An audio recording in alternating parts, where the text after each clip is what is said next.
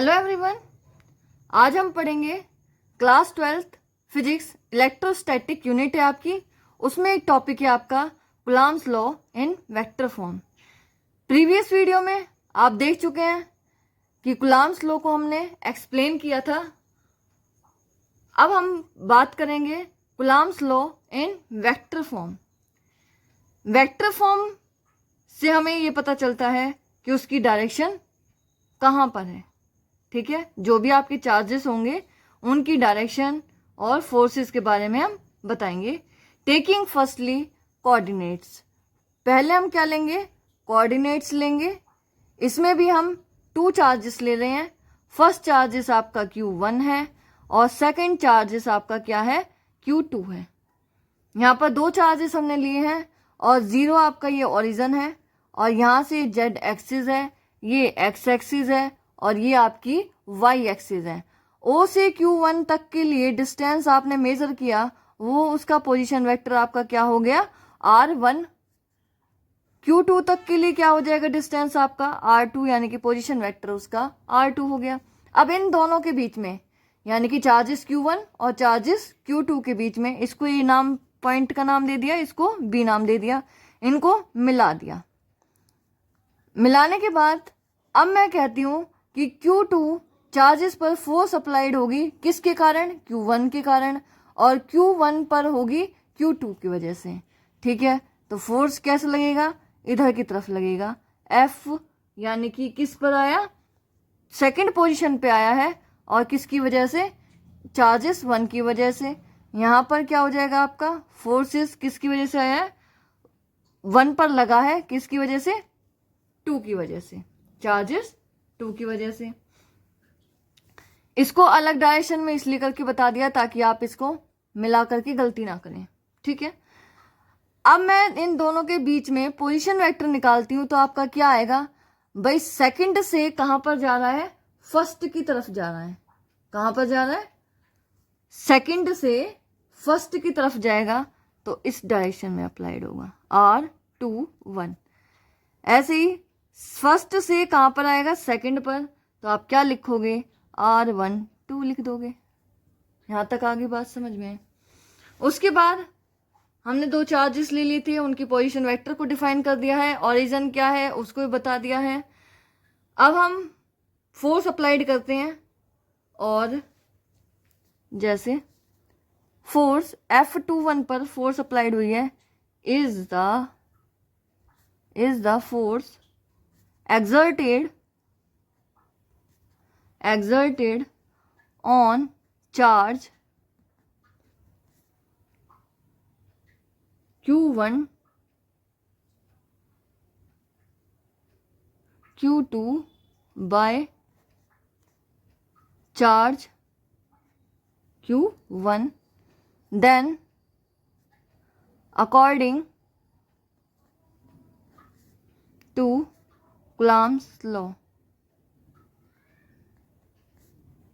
Coulomb's law के according आपका force जो होगा सेकंड से फर्स्ट की डायरेक्शन में, यानी कि सेकंड ने किस पर अप्लाइड किया है? सेकंड पर अप्लाइड हुआ, किसकी वजह से? Q1 की वजह से। तो मैं क्या लिख देती हूँ? फोर्स वेक्टर R1, यहाँ पर क्या आ जाएगा? 1/4 pi epsilon naught Q1 Q2 over R1 का स्क्वायर 1/2 का R12 का कैप। ठीक है, ये इक्वेशन नंबर आपकी कोई 1 हो गई है। यूनिट वेक्टर की जो वैल्यू होती है वो हमेशा क्या होती है? 1 होती है। और यूनिट वेक्टर को आप कैसे लिख सकते हो? R का यूनिट वेक्टर लिखना है तो R vector upon mode of R vector. ठीक है, इसकी वैल्यू किसके बराबर होती है? 1 के बराबर होती है।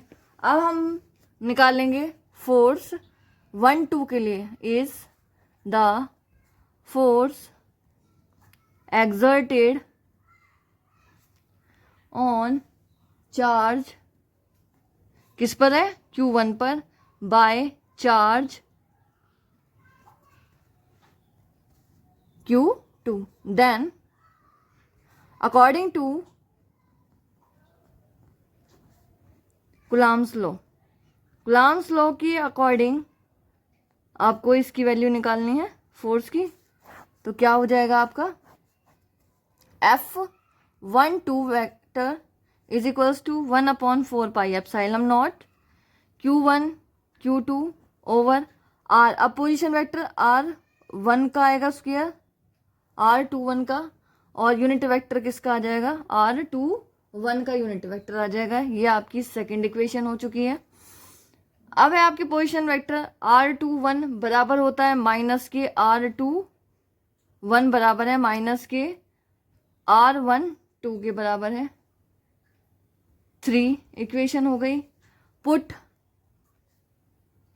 थर्ड इन इक्वेशन सेकंड, ठीक है। F12 पुट कीजिए 1/4 pi epsilon naught Q1 Q2 over R आपका कितना लिख दूं 1 2 वेक्टर, और R12 यहाँ पे तो स्क्वायर है, ये माइनस में टर्म है, और ये यूनिट वेक्टर है। इक्वेशन नंबर आपकी कौन सी हो गई 4th हो गई है। अब कंपेयरिंग करेंगे इक्वेशन 1 एंड 4th। जो आपकी 1 इक्वेशन थी force vector 2 1 equal to 1/4 pi epsilon naught Q1 Q2 over R12 का स्क्वायर और R12 का कैप, और 4th आपको ये दिख रही है F12 इक्वल है 1/4 pi epsilon not dot Q1 Q2 over R12 और स्क्वायर डॉट लगा करके माइनस के R12 लिख सकते थे उसको, इसलिए यूनिट वेक्टर लगा दिया।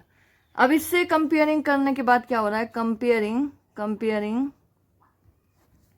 Equation 1 and 4th, then get F12 आपका बराबर किसके हो जाएगा माइनस के फोर्स ऑफ 2 1 के।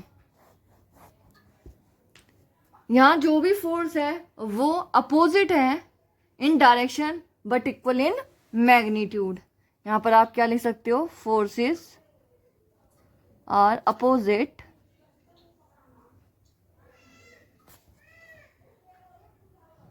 in direction but equal in magnitude। Now यहाँ तक भी आप इसको सॉल्व कर सकते हैं, और इसको आगे एक्सटेंड करना हो वेक्टर फॉर्म में तो उसको आगे एक्सटेंड हम करते हैं, बताते हैं। यहाँ पर है आपके position vector R, unit vector 1 2 equal आपका किसकी हो जाएगा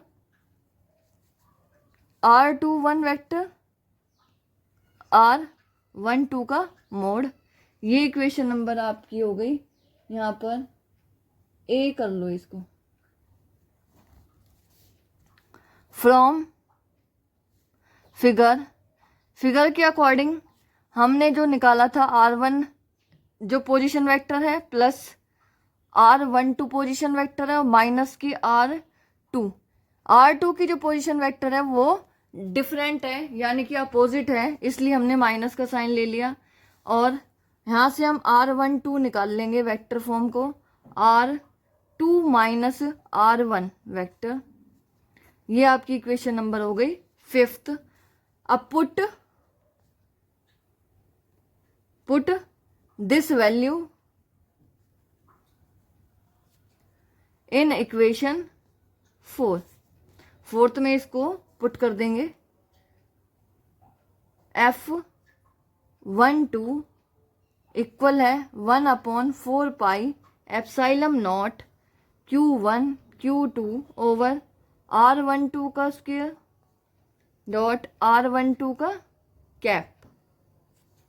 इक्वेशन नंबर हो गई है 6th। Put R12 vector in equation 1 लिख दीजिए। यहाँ पर 1/4 pi epsilon naught Q1 Q2 over R2 minus R1 का वेक्टर और उसका स्क्वायर हो गया, और यहाँ पर R2 माइनस R1। ये आपका मोड में हो गया और यहाँ पर आपका सिंपल हो गया। यहाँ पर 2 था पहले, एक ये हो गया तो कितने बन जाएंगे, 3 बन जाएंगे इधर से, मैंने इधर ही लिख दिया इसको। सिमिलरली आप क्या कर सकते हो, सिमिलरली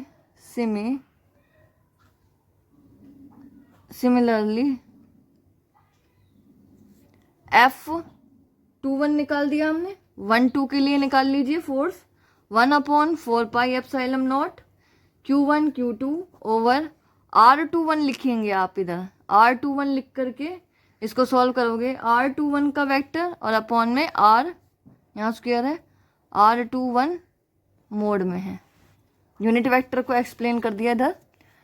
अब इसको क्या लिख सकते हो, 1/4 pi epsilon naught Q1 over Q2 over R21 और R21 बेसिक जैसे होते हैं तो पावर्स क्या हो जाती हैं, ऐड हो जाती हैं, इसका तो हो गया क्यूब, और यहाँ पर मैंने लिख दिया R21 वेक्टर। अब इसको सॉल्व कर लीजिए, 1/4 pi epsilon naught Q1 over Q2 upon ये आ जाएगा 1 माइनस R2, 21 को क्या लिख सकते हो, position 1 minus position vector R2, और यहाँ पर भी R1 वेक्टर, यहाँ तो क्यूब हो जाएगा, और यहाँ पर R2 सिंपल फॉर्म आएगा। यही हमें प्रूफ करना था। आपकी वेक्टर पोजीशन हमने निकाल दी है, किसके लिए, कूलम्ब्स लॉ के लिए। Thank you for watching this video. Please like and subscribe this video.